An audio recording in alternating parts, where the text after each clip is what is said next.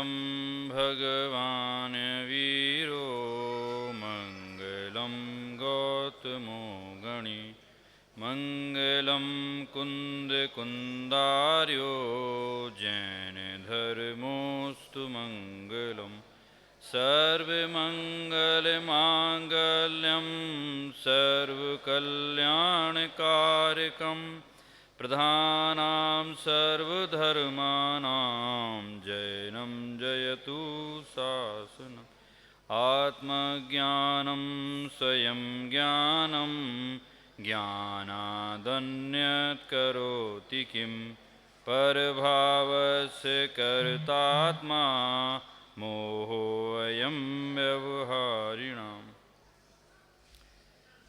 आज का मेरा विषय है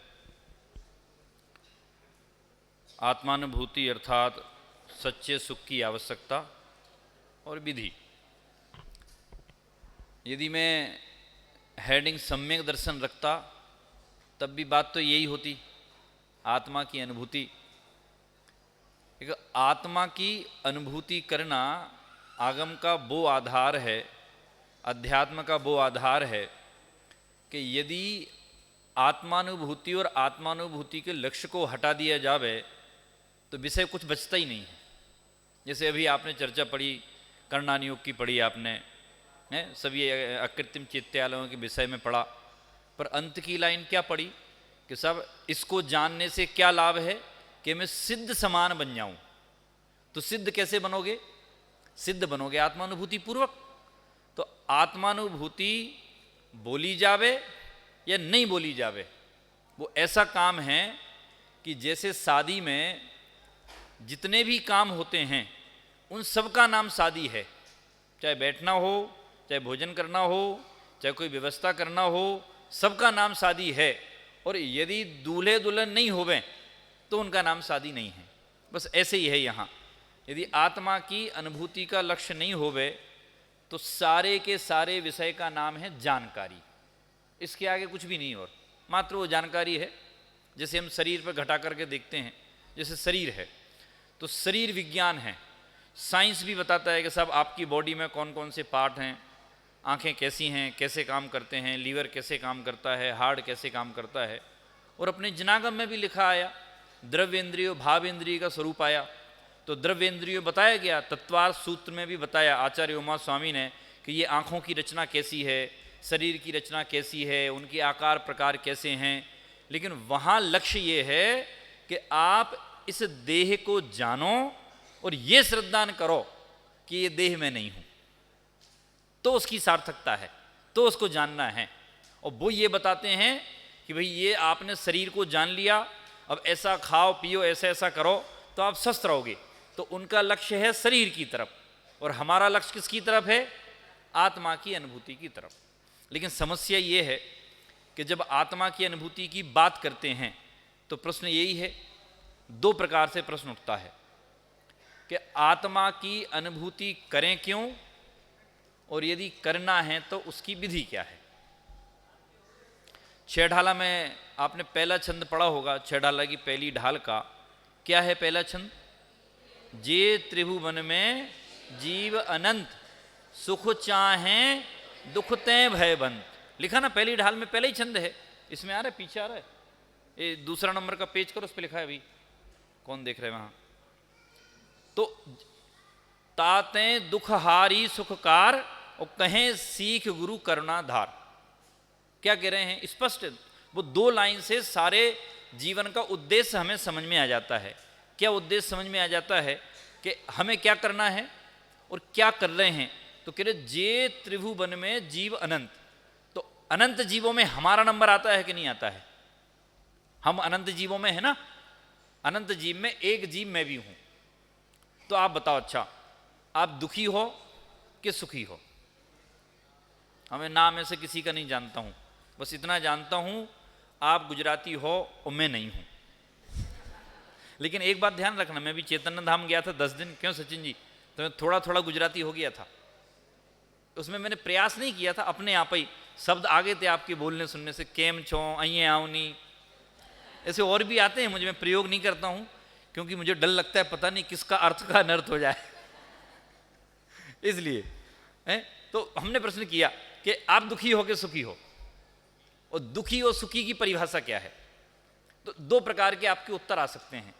एक कुछ लोग कह सकते हैं कि हम दुखी हैं, और कुछ लोग कह सकते हैं नहीं साहब हमारे जीवन में तो कोई समस्या नहीं है।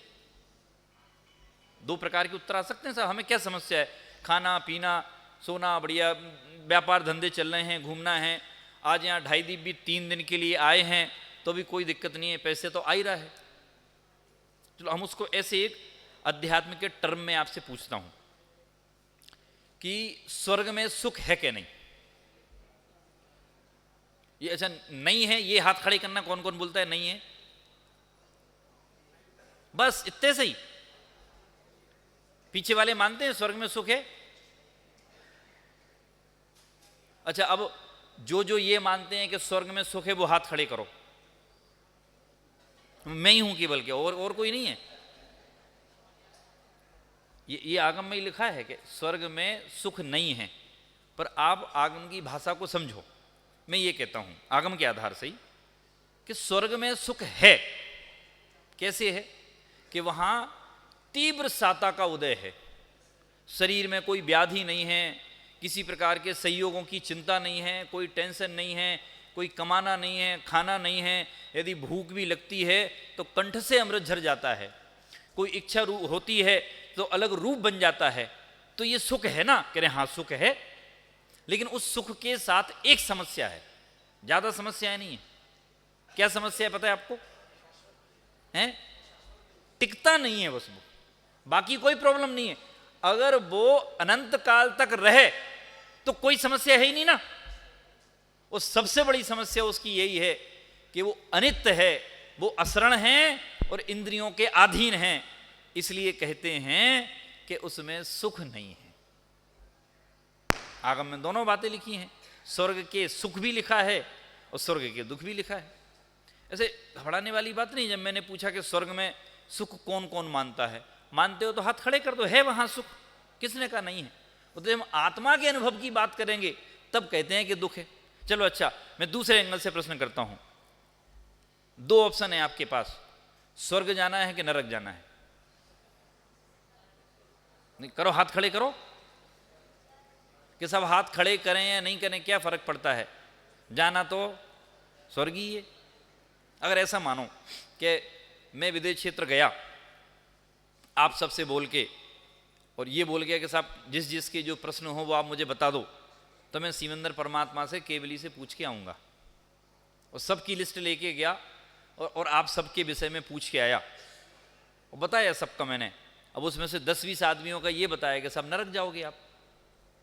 तो बोला नहीं साहब, केवली भगवान ने अच्छे से नहीं बताया होगा। आपको लगता है कि केवली भगवान ने अच्छे से नहीं बताया होगा? नहीं, उनने तो अच्छे से बताया होगा। आपने मेरे पिताजी का नाम सही बताया था? मैंने कहा भाई साहब पिताजी का नाम, Aadhaar card, PAN card, passport number, मकान नंबर सब आपका बताया था पूरा। तो क्या बोला मैं नरक जाऊंगा? बताया तो उनने यही है कि साहब दूसरे नरक जाओगे। अब मैं क्या करूं? मैंने साहब बोला है उन्होंने तो। पर एक अच्छी बात भी बताई है। क्या क्या बताई है? कि नरक से निकल के विदेश क्षेत्र जाके सीधे मोक्ष चले जाओगे। अब वो तो साहब बाद की बात है, अभी तो नरक जा रहे हैं। तो स्वर्ग जाना है कि नरक जाना है? मैंने कहा ना, आप बोलो चाहे नहीं बोलो, पर जाना कहाँ है? इसका मतलब ये है कि स्वर्ग में सुख मानते हो और स्वर्ग में सुख है लेकिन टिकता नहीं है वो, ये उसके साथ समस्या है।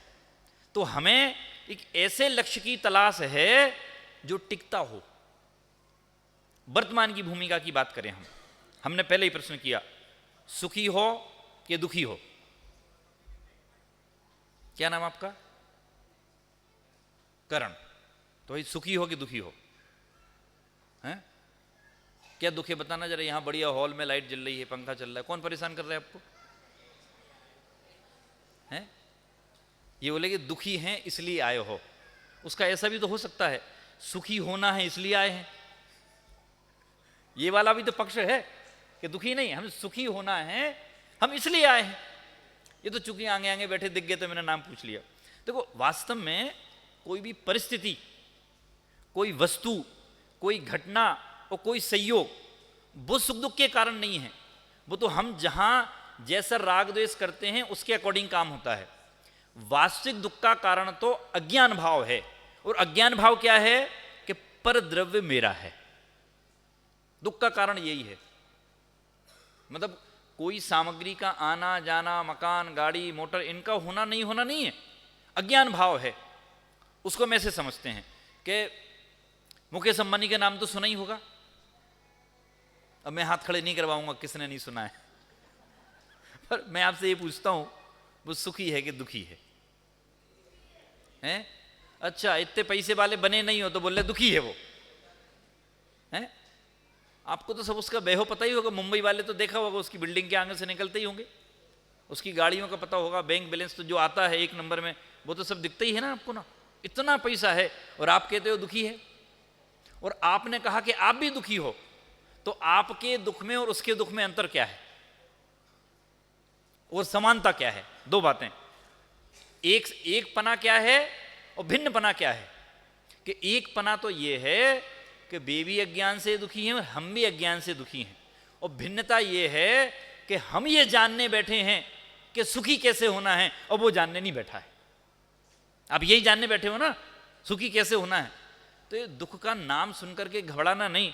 आचार्य तो कह रहे हैं कि पहले ये निर्णय करना कि तुम दुखी हो, कि हाँ साहब दुखी तो हैं, और फिर दुख के कारण की बात करना कि दुख के कारण में क्यों दुखी हो। क्योंकि पर द्रव्य को अपना मान रखा है। अध्यात्म की भाषा यही हुई ना। इसलिए जब हम किसी समस्या को सुलझाने का प्रयास करें तो हो सकता है कदाचित वो समस्या, प्रॉब्लम जो है सॉल्व हो, और हो सकता है कभी नहीं भी हो, लेकिन उसके सॉल्व होने से आपके सुख दुख का लेना देना नहीं है। वो सॉल्व हो भी गई, जो आपको चाहिए वो मिल भी गया, लेकिन उससे सुख नहीं होगा। सुख होगा वास्तव में वस्तु के स्वभाव से। अब और उसको हम कहते हैं कि अभी एक अखबार में हमने पढ़ा था, आपने ही पढ़ा होगा, कि एक किसी व्यक्ति ने वो जो गोरे होने वाली क्रीम बेचते हैं ना, उस पर केस कर दिया। पढ़ा था अभी कुछ 15-25 दिन पहले की अखबार में, तो एक हेडिंग पड़ी थी उसकी कि सब उसने केस कर दिया। क्यों कर दिया? कि सब इनने गारंटी ली थी कि आप गोरे हो जाओगे मैं गोरा नहीं हुआ, तो कोर्ट ने उसका मुआवजा दिया, उसको जो भी हुआ हो। मैं आपसे इसमें यह पूछता हूं कि हम सबके नाम कर्म अलग अलग हैं, अलग अलग है ना। तो कोई गोरा है, कोई थोड़ा कम गोरा है, कोई उससे कम गोरा है, कोई उससे कम गोरा है। अभी मैंने काला किसी को नहीं बोला, मैंने तो गोरे में ही भेद कर दिए। कम गोरा, उससे थोड़ा गोरा, उससे थोड़ा गोरा, उससे बहुत गोरा, यही है ना। तो कम गोरे को आप काला बोल देते हो। अब वो जो जिसका सांवला कलर है, कृष्ण कलर है, अब वो क्रीम ढूंढता है, अब वो क्रीम लगाता है, तो क्रीम से गोरे हो जाओगे? हैं? आपको ये स्किन का सिद्धांत पता है ना, कि जिसकी स्किन ऊपर से सफेद है वो अंदर से भी ऐसी निकलती है, और जिसकी सफेद नहीं है वो अंदर से ऐसी नहीं निकलती है। तो हमें स्वीकार करना है कि जो वस्तु संयोग जैसे मुझे मिले हैं, मुझे उस रूप में स्वीकार है। क्यों? उससे फायदा क्या होगा? उससे फायदा ये होगा कि ऊपर एक मकान में टैंक में पानी चढ़ाया जा रहा था, पर वो जो उसकी मशीन थी ना, वो 20 मिनट में टंकी को फुल कर देती थी, पर 4 घंटे चलते चलते हो गए। पानी तो आ रहा है पर टंकी फुल नहीं हो रही है। क्या कारण है? हैं? बीच बीच में पाइप में पंचर हैं, छेद हैं। तो टेक्नीशियन आया, उसने बताया कि साहब ये छेद बंद करोगे तो सीधा पानी ऊपर जाएगा, क्योंकि बीच में फैल जाता है। तो फिर उसने जो है उनने घर ने जो जैसे करके उनको छेद को बंद किया, तो फटाफट 20 मिनट में भर गई वो। हमारा ज्ञान ऐसे ही है, हमारा ज्ञान बीच बीच में पंचर हो गया। और यहां क्यों आए हो? वो पंचर जोड़ने। और वो कब जुड़ेगा? जब हमें वस्तु की स्थिति स्वीकार हो जाएगी, जो जैसा है उसको वैसा स्वीकार हो जावे। सबसे पहली स्टेप ये। तो दो बातें हुई हमारी, एक दुखी हैं, छेड़ाला में लिखा है, और दूसरा कह रहे हैं कि जैसी वस्तु स्वरूप है वैसा वस्तु स्वरूप स्वीकार करो। क्यों? क्योंकि 12 भावनाओं में तो कहा है कि वस्तु अनित्य है, अशरण है, संसार में सुख नहीं है, हैं, ये सब लिखा है ना। तो 2 पंक्ति मैंने इसमें डाली हैं, पेज नंबर 3 आ गया ना। हाँ, इसके आगे वाला ये छंद मैंने इसलिए लिख दी, आप पढ़ोगे तो आपको ये आप कनेक्ट रहो उससे। आ गया? हाँ, ये पढ़िए आप साथ में मेरे। अंजुलि जल सम जवानी क्षीण होती जा रही, प्रत्येक पल जर जर जरा नजदीक आती जा रही, काल की काली घटा प्रत्येक क्षण मंडरा रही, किंतु पल पल विषय तृष्णा तरुण होती जा रही।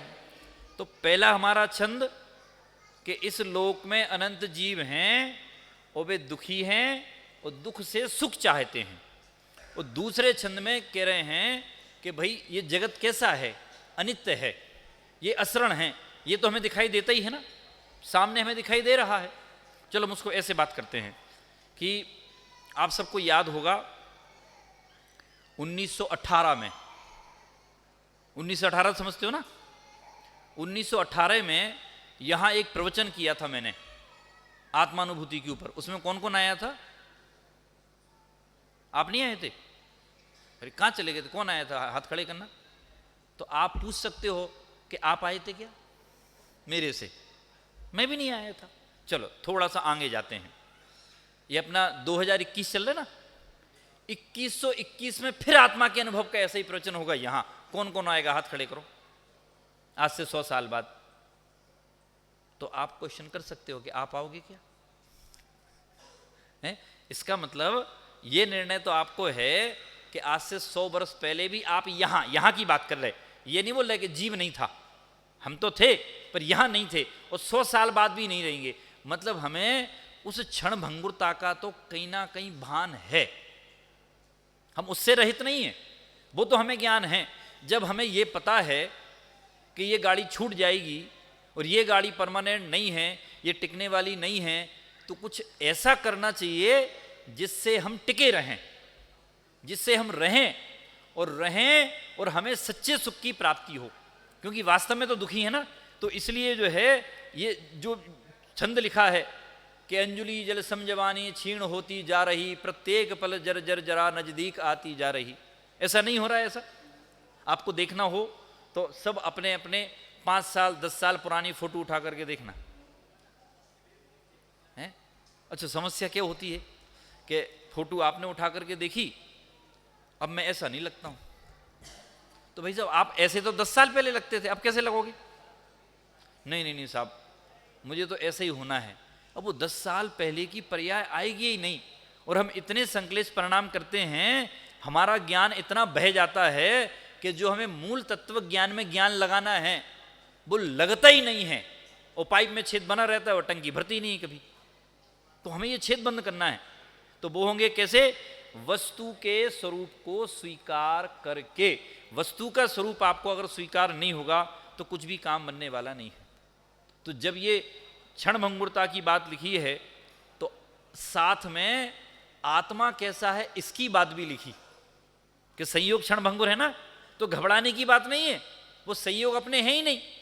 तो इसलिए डरो मत कि मैं क्या हूं। उसके लिए देखो नीचे छंद दिया है, पढ़ते हैं हम। संयोग क्षण भंगुर सभी पर, आत्मा ध्रुव धाम है पर्याय।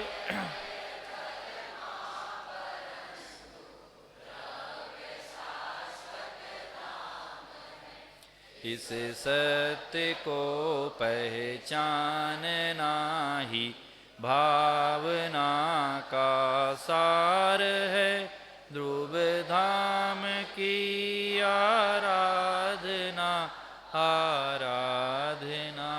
का।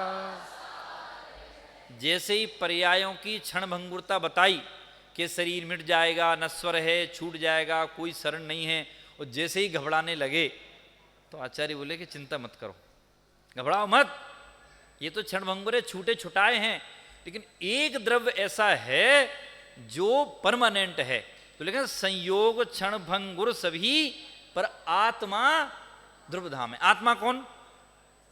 मैं। आत्मानुभूति में दो शब्द हैं, आत्मा और आत्मानुभूति। तो पहले तो आत्मा की बात की कि तुम मिटने वाले नहीं हो। वो एक भजन आता है ना, जल गलाए तो कभी गलता नहीं, अग्नि से भी मैं कभी जलता नहीं, मैं सदा ज्ञायक स्वभावी आत्मा, आत्मा हूँ आत्मा हूँ। आप में से किसको ऐसा लगता है कि हमारी सत्ता का नाश हो जाएगा? मैं जीव जीव नहीं रहूंगा, ये पहले जीव नहीं था। हम यही समझने तो बैठे हैं कि सत्ता का नाश नहीं होगा, पर्याय क्षण भंगुर है, संयोग छूट जाएंगे। लेकिन आत्मा कैसा है? आत्मा तो ध्रुव धाम है, टिका रहने वाला है, नाश होने वाला नहीं है। ज्ञान दर्शन चेतना सहित आत्मा है। वह कौन है? आत्मा कौन है? मुझे पीछे तक आवाज आना चाहिए। वह आत्मा कौन है? अभी भी मजा नहीं आया। वह आत्मा कौन है? अभी थोड़ा सा मजा आया, बीच में एक बार और ले लेंगे। वह आत्मा मैं हूं। तो हमने निर्णय किया कि हम दुखी हैं, संयोग क्षण भंगुर हैं, मिट जाने वाले हैं। मैं आत्मा हूं, शुद्ध चेतना हूं, ज्ञायक हूं, टंकोत्कीर्ण हूं, एक हूं, ज्ञान से सहित हूं और मेरा कभी नाश नहीं होगा। ठीक है, ये हो गया। अब बात आई कि साहब हमने संयोगों की क्षण भंगुरता भी समझ ली और आत्मा की ध्रुवता भी समझ ली, लेकिन हम यहां आए हैं तो कैसे डिसाइड होगा कि हमारा कल्याण हो ही हो जाएगा? ये बच्चे थोड़े आ गए हैं, थोड़े अगर ये शांत हो जाएं तो अपना विषय आखिरी तक, क्योंकि विषय थोड़ा सा है अभी। बच्चों बैठ जाओ आप लोग। तो ये डिसाइड कैसे होगा कि हम सही मार्ग पे हैं? तो आचार्य पद्मनंदी ने पंचविंशतिका में लिखा है, आगे की स्लाइड आ गई ना, इसके आगे कर देना भैया। तत्प्रति प्रीति चित्तेन एन वार्तापि ही श्रुता, निश्चितम सा भवेद भव्यो भावी निर्वाण भाजना। क्या लिख रहे हैं कि जिसने तत्व की बात, आत्मा की बात प्रीति से सुनी, चित्त से सुनी, एकाग्रता से सुनी, ध्यान से सुनी, वह कैसा है? भव्य है। और वो अल्प काल में कहाँ जाएगा? मोक्ष जाएगा। उसे अल्प काल में मोक्ष की प्राप्ति होगी। तो आप सबको मोक्ष जाना है कि नहीं जाना है? मेरे पहले जाओगे कि बाद में जाओगे? जीतूंगा मैं ही, पहले मैं ही जाऊंगा। आप में हो तो आप जाओ, हैं? तो कह रहे हैं कि भाई भवितव्यता का, अपने भव्य होने का निर्णय हो गया कि भाई वो जीव भव्य है जो तत्व की प्रीति रखता है, और उन जीवों में हम हैं।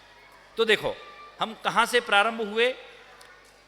छैडालाकार ने जगत में अनंत जीव बताए हैं, वे अनंत जीव दुखी हैं और वे अनंत जीव सुख प्राप्त करना चाहते हैं। उनमें हम हैं और हम भी दुख प्राप्त करना चाहते हैं और सुख को छोड़ना चाहते हैं। सही क्या है? तो सही क्या बनेगा? अच्छा, मैं आपकी बात रिपीट करूं, आप ऐसा बोल रहे हैं शायद कि सुख प्राप्त करना चाहते हैं और दुख छोड़ना चाहते हैं, यही बोला क्या है ना? तो प्रश्न ये है कि दुख छूटे कैसे और सुख आवे कैसे? हम तो उसकी चर्चा करने बैठे हैं। क्या क्या दुख छोड़ना है? अच्छा दुख क्या है? गर्मी लग रही, ये दुख है? अच्छा चलो हम उसको थोड़े से विषय को, इसी विषय को थोड़ा सा डीप लेते हैं। क्यों? सम्यक दर्शन हो जाने के बाद गर्मी लगेगी कि नहीं लगेगी? हैं? भूख लगेगी कि नहीं लगेगी? तो फिर आपको गर्मी हट जावे तो सुखी हो जाऊं, ये कहां से आया? गर्मी तो रहेगी। अब जैसे अभी लोग बाग चर्चा कर रहे हैं रोज कि साहब दिसंबर है और ठंडे नहीं पड़ रही है।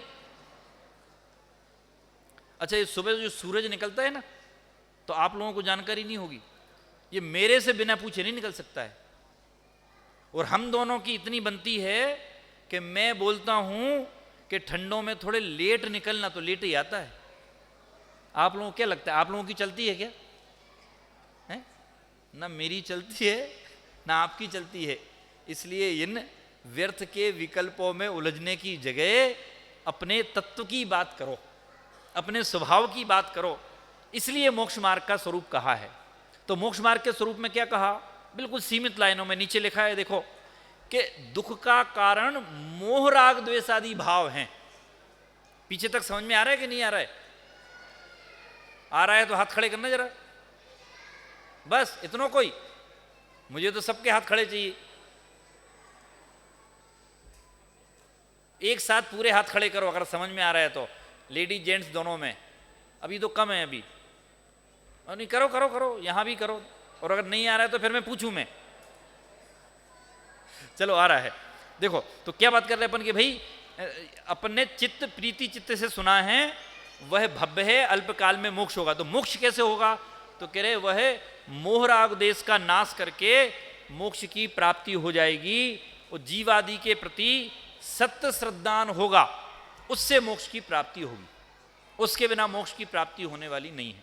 ये तो निश्चित है, देखो लिखा भी है, मैं आपको लाइन पढ़ के बता देता हूं। देखो नीचे लिखा ना, ये देखो क्या लिखा है कि जिसके निमित्त से आत्मा अशुद्ध दशा को धारण करके दुखी हुआ, ऐसे जो मोहादि कर्म उनका सर्वथा नाश होने पर केवल आत्मा की सर्व प्रकार शुद्ध अवस्था का होना वह मोक्ष है। उसका जो उपाय कारण है उसे मोक्ष मार्ग जानना। 9वां अधिकार मोक्ष मार्ग प्रकाशक में ये लिखा है। सारे कोटेशन में ग्रंथों के लाया कि एक आपको आधार रहे कि हाँ हम कहाँ पढ़ रहे हैं और क्या क्या आचार्यों ने लिखा है। उसी में फिर जो है पुरुषार्थ सिद्धि उपाय का श्लोक दे दिया जीवा जीवादि नाम वाला, कि भाई विपरीताभिनिवेश अर्थात उल्टी मान्यता अर्थात मिथ्यात्व, शरीर को आत्मा जानता है, आत्मा को संयोग जानता है, शरीर जानता है, पर पदार्थ मेरे हैं ऐसा जानता है, ऐसा मानता है, पर पदार्थों का मैं कर्ता भोक्ता हूँ ऐसा मानता है। इन सब का नाम क्या है? अज्ञान। इन सब का नाम क्या है? अज्ञान। ये दुख है और उस दुख से हम दुखी हैं। गर्मी के दुख से दुखी नहीं है, किससे दुखी हैं? पर द्रव्य को अपना मानने से दुखी हैं। पर द्रव्य को अपना मानने से दुखी है ना, और वो कारण है मोह राग देश का होना। तो मोह राग देश के होने के कारण से, उनकी उपस्थिति के कारण से हम दुखी हैं। देखो आत्मा और आत्मानुभूति में चारों अनुयोगों में कोई सा भी अनुयोग उठा लो आप। चलो जैसे हम प्रथमानुयोग उठाते हैं, तो प्रथमानुयोग की कहानी कहाँ से चालू होती है कि सब जम्बू द्वीप में, ढाई द्वीप में, 3 लोक में, विदेश क्षेत्र में पुंडरी की नगरी थी और वहाँ के राजा फलाने फलाने थे, ऐसा हुआ। और बहुत सारा घटनाक्रम बताया जाता है 100-200 पेज में, और वो कहानी पे कहानी, अंदर कहानी पे कहानी चलती रहती है। बस आखिरी में एक लाइन क्या लिखी रहती है कि ऐसे आदिनाथ ने दीक्षा ली और केवल ज्ञान प्राप्त करके मोक्ष चले गए। बस तो उसका सार क्या निकला? मोक्ष जाना क्या कहानी? मोक्ष जाना निकला। और मोक्ष जाना कैसे होता है? भेद विज्ञान से। और भेद विज्ञान कैसे होता है? आत्मा की अनुभूति से। तो आत्मा की अनुभूति हर विषय में है। कर्णानुयोग लो, प्रथमानुयोग लो, चरणानुयोग लो, हर अनुयोगों को पढ़ने का हमारा लक्ष्य एक ही होना चाहिए। क्या लक्ष्य होना चाहिए? तो आत्मा की अनुभूति कठिन है कि सरल है? सरल है तो हुई क्यों नहीं? और कठिन है तो क्या किसी को नहीं होगी? आत्मानुभूति पता किसका नाम है? बहुत सरल शब्दों में बताऊं तो जैसा है उसको वैसा स्वीकार कर लेना, उसका नाम आत्मा की अनुभूति। बस और कुछ भी नहीं करना है। ना पत्थर तोड़ना है, ना लड़ना है, ना झगड़ना है, ना बोलना है, ना चुप बैठना है। क्या? अपने स्वभाव का चिंतन अपने में करना। इसलिए मैंने नीचे लिखा है, देखो आत्मानुभूति क्या है उसकी परिभाषा लिखी है। ये पेज नंबर है ना, 5 नंबर का पेज है। आत्मानुभूति क्या है? आ गया इसके बाद वाला देखो, सुनकर नहीं, पढ़कर नहीं, आत्मा को प्रत्यक्ष अनुभूति पूर्वक साक्षात जानना ही आत्मज्ञान है, और इसलिए जानते रहना ही आत्मध्यान है। इस प्रकार का आत्मज्ञान सम्यक ज्ञान है, और इसी प्रकार आत्मध्यान सम्यक चारित्र है। जब ऐसा आत्मज्ञान और आत्मध्यान होता है तो उसी समय आत्म प्रतीति भी सहज हो जाती है, आत्मा में अपनापन भी सहज आ जाता है, अतीन्द्रिय आनंद का वेदन भी उसी समय होता है, सब कुछ एक साथ ही उत्पन्न होता है और सबका मिलाकर एक नाम है। क्या क्या लिखा है नीचे, सबसे नीचे शब्द क्या लिखा है पीछे का? आत्मानुभूति। कौन सा पेज नहीं पलटा क्या? मुझे लगा पलट दिया तो मैंने पूरा पढ़ दिया। तो उस सब का नाम है आत्मा की अनुभूति। नहीं पलटा सुमित जी? अरे ये पेज तो पलटवाओ आगे का। आ गया? हाँ, ये देखो उसमें नीचे लिखा ना, तो मैं देखो आखिरी की लाइन फिर से पढ़ता हूं। सब कुछ एक साथ ही उत्पन्न होता है और सबका मिलाकर एक नाम आत्मानुभूति है। विचार करना, चिंतन करना, श्रद्धान करना, आचरण करना, सारे जीवन का लक्ष्य एक क्या है? आत्मा की अनुभूति है। अभी कोई कह सकता है कि साहब इतने छोटे छोटे बच्चे बैठे हैं, यंग लोग बैठे हैं, तो इनके सामने आत्मा की अनुभूति की बात नहीं करें तो? आत्मा के अनुभव की उम्र क्या है पता है आपको? तो जो 8 साल का होए वो समझ ले, और 8 साल से ऊपर वाले हों वो कर ले। जब वो 8 का हो जाएगा तो वो भी कर लेगा। तो इसलिए ऐसा मत समझना कि सब ये हमें नहीं है। अगर जैसे देखो गुरुदेव श्री के बारे में घटनाएं आती हैं बहुत सारी, कि वो साउथ साइड गए तो वहाँ उन्होंने हिंदी में नहीं सीधे गुजराती में बोलना चालू कर दिया। और सुनने वाले जो थे वो तमिल थे, जैन थे, पर उनको तो कुछ आता ही नहीं था। तो उनसे पूछा कि कुछ समझ में आया क्या? तो उनने अपनी भाषा में कहा, हमें तो इतना समझ में आया कि इनने कुछ अच्छा कहा है, इससे ज़्यादा समझ में नहीं आया है। तो जब उनने भावपूर्वक कहा ना तो समझ में आया। तो ऐसे अपने लिए है कि हमारे लिए जीवन का लक्ष्य तो आत्मा की अनुभूति ही होना चाहिए। अब देखो स्टेप बाय स्टेप, सबसे आखिरी स्टेप आ रहा है, उसके पहले मैं आपको सारे स्टेप गिना देता हूं। दौलत राम जी ने कहा कि इस लोक में अनंत जीव हैं, सब दुखी हैं, उन जीवों में से एक मैं हूं। ठीक है? अनित्यादि भावनाएं कहती हैं कि ये सब संयोग आदि क्षण भंगुर हैं, लेकिन साथ में बताती हैं कि आत्मा ध्रुव धाम है, मिटने वाला नहीं है। ठीक है? फिर हम जब यहाँ आकर के बैठे हैं तो ये सार्थकता बताता है कि हम भव्य हैं। हम कैसे हैं? हम भव्य हैं। और हम जो यहाँ आकर के प्रीति भाव से सुनता है उसे शीघ्र मोक्ष की प्राप्ति होगी। ये आगे अपना फिर आगे आया कि भाई आत्मा की अनुभूति क्या है? तो कह रहे मोक्ष मार्ग क्या है, आत्मा की अनुभूति क्या है? तो आत्मा की अनुभूति में कहा कि वस्तु स्वभाव का निर्णय करना ही आत्मा की अनुभूति है। और उस आत्मा की अनुभूति की विधि क्या है? और ये विधि मैंने नहीं बनाई, समय सार की 144 नंबर की गाथा आचार्य कुंद देव रचित, उस पर लिखी हुई आचार्य अमृतचंद्र देव की आत्मख्याति टीका में लिखी है।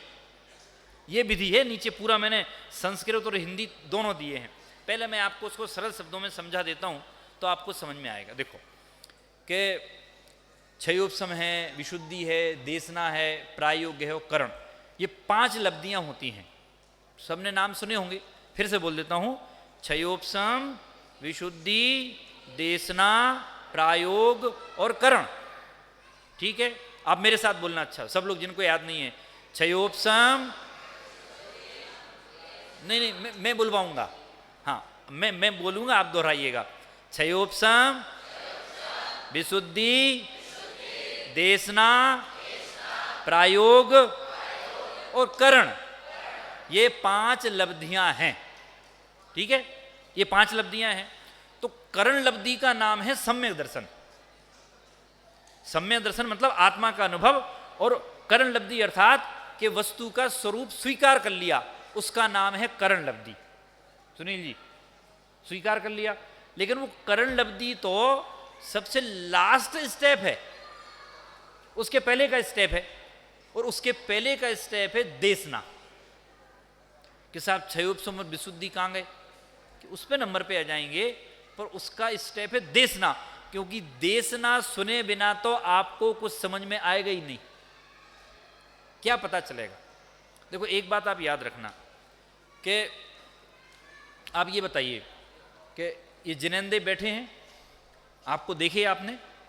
तो आपको इन पे श्रद्धान है कि नहीं? श्रद्धान है कि नहीं? श्रद्धान है ना? करते हैं 5 मिनट में खत्म करते हैं, आवाज आ गई है। हाँ हाँ, श्रद्धान है ना, भगवान पे श्रद्धान है, दृढ़ श्रद्धान है, ठीक है ना? तो आपको क्या लगता है, ये भगवान कुछ दे सकते हैं आपको? नहीं दे सकते हैं। तो आपको ये श्रद्धान क्यों है? क्योंकि आप इनके निकट रहते हो, मतलब दर्शन करने जाते हो, यहाँ आए हो, पूजन में, विधान में, इन सब में रहते हो ना, तो आप इनके निकट हो। तो जो जिसके निकट हो उसको उसका श्रद्धान होता है। तो यदि आप तत्व ज्ञान की चर्चा के निकट हो तो आपको श्रद्धान होगा, वो तत्व चर्चा के निकट नहीं हो तो श्रद्धान नहीं होगा। क्या कहना चाहता हूं मैं ये बताना चाहता हूं कि देशना लब्धि के बिना करण लब्धि नहीं होगी। वो क्षयोपशम लब्धि मतलब ये 5 इंद्रियों का मिल जाना, ये क्षयोपशम है। और विशुद्धि मतलब कसाय की मंदता हो जाना, वो क्षयोपशम की विशुद्धि है। विशुद्धि मतलब कि आप यहां आकर के बैठ गए, इतनी विशुद्धि है। पर बैठने मात्र से काम नहीं चलेगा, देशना में आपको सुनना पड़ेगा, आपको समझना पड़ेगा, प्रीति पूर्वक उसको ग्रहण करना पड़ेगा। तो कह रहे जब देशना लब्धि में क्या समझेंगे कि देशना लब्धि के माध्यम से जब वीतरागी देव शास्त्र गुरु का स्वरूप बताएंगे। सुबह सौरभ जी ने बताया था ना कि भाई ये मुनिराजों का स्वरूप पढ़ना हो तो यहाँ से पढ़ो। जैन धर्म का इतिहास बताया। वो जैन धर्म का इतिहास क्यों बताया?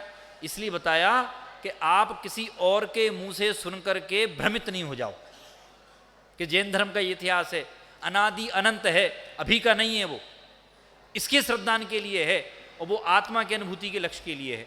तो सबसे पहले देशना लब्धि जो हम सुन रहे हैं, जो हम समझ रहे हैं, पढ़ रहे हैं, वो जरूरी है, क्योंकि उसमें देव शास्त्र गुरु का श्रद्धान होगा। वो जब देशना लब्धि में आपको श्रद्धान हो गया तो देशना लब्धि के श्रद्धान धीरे से प्रायोगिक लब्धि में और दृढ़ता आएगी और करण लब्धि अर्थात आत्मा की अनुभूति हो जाएगी। तो उसे अध्यात्म की भाषा में कहा कि बहिरंग से अपना उपयोग समेट करके अंतरंग में आ जाएंगे। ये मैंने बहुत सरल शब्दों में बताया, इसमें तो और थोड़े से टफ शब्द लिखे हैं। इसमें मति ज्ञान है, उन बुद्धियों को अपने में समेट करके बहिरंग में हटा करके, पर बात मैंने भी वही बोली है, बस सरल शब्दों में आपकी भाषा में बता दी। तो ये सरल शब्दों में आत्मा के अनुभूति की विधि है। क्या कि देशना लब्धि सबसे महत्वपूर्ण है। देशना लब्धि अर्थात शास्त्र का पढ़ना, सुनना, विचार करना, धारण करना, इसको कहते हैं देशना लब्धि।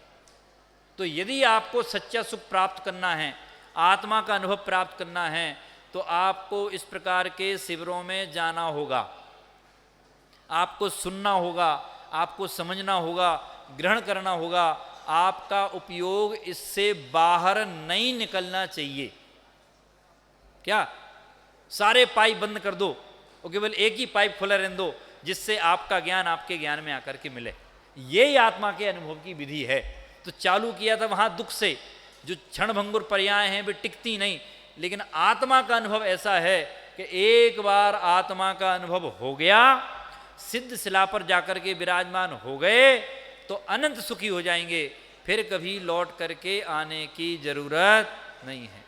तो बताओ सिद्ध बनना है कि नहीं बनना है? हाँ जी के ना जी? से पीछे से आवाज आना चाहिए, सिद्ध बनना है कि नहीं बनना है?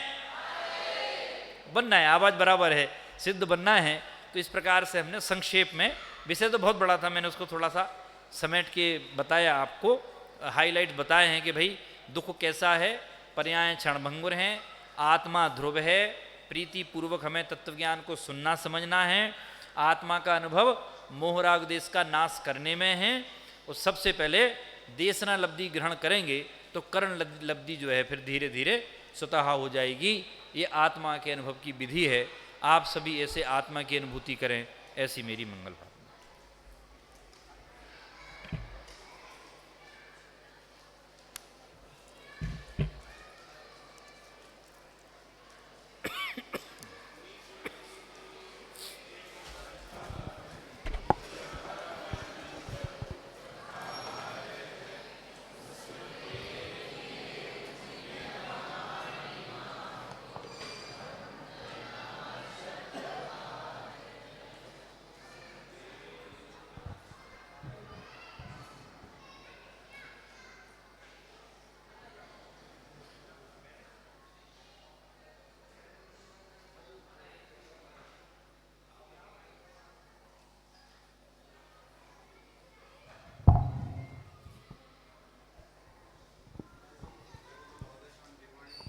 माता की जय।